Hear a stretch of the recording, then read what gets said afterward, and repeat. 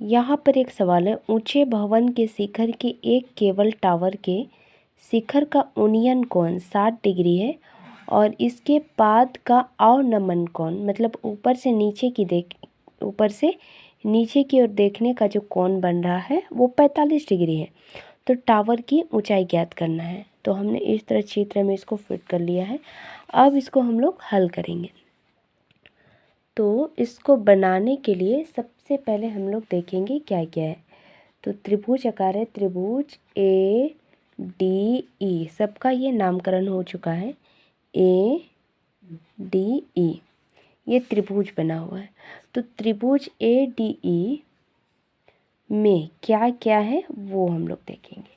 तो पहले D E, ये हो गया डी और ई, ये ऊंचाई है, ठीक है। तो यहाँ पर क्या है, डी ई बट्टे ए ई, डी ई बट्टे ए ई, ये है इसका ऊंचाई और ये है उसका दूरी। तो बराबर 60 डिग्री, ये 60 डिग्री का है।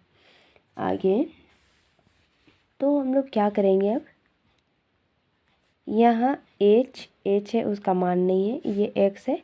एक्स जो दिया हुआ है 60 डिग्री का मान होता है √3, या फिर एच बराबर √3x, ये आ गया ये त्रिभुज से, ठीक है।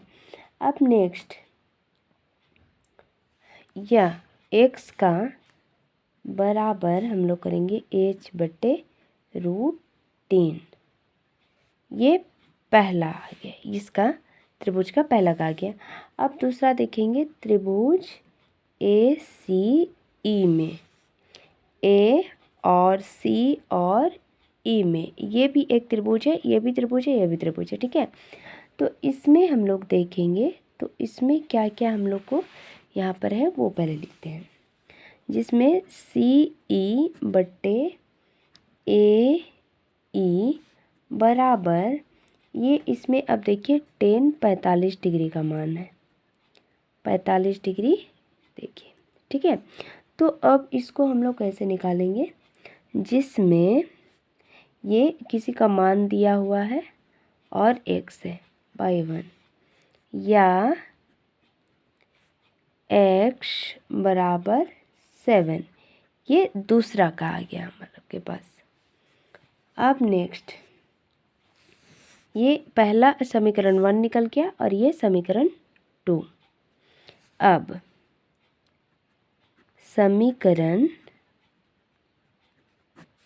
पहला और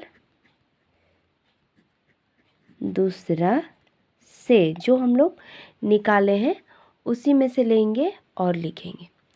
तो समीकरण पहला और दूसरा से, पहला में क्या है, h/√3 बराबर ये दूसरा का, या फिर हम लोग इस तरह से लिखेंगे h बराबर 7√3।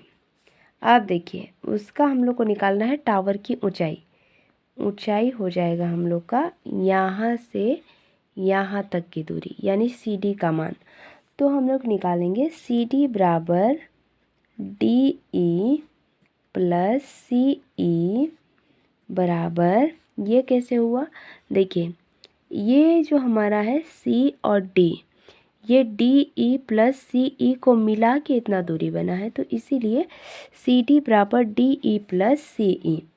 तो आ जाएगा हमारा h + 7 बराबर 7√3 + 7 बराबर 7√3 + 1, ये मीटर। इसलिए जो टावर है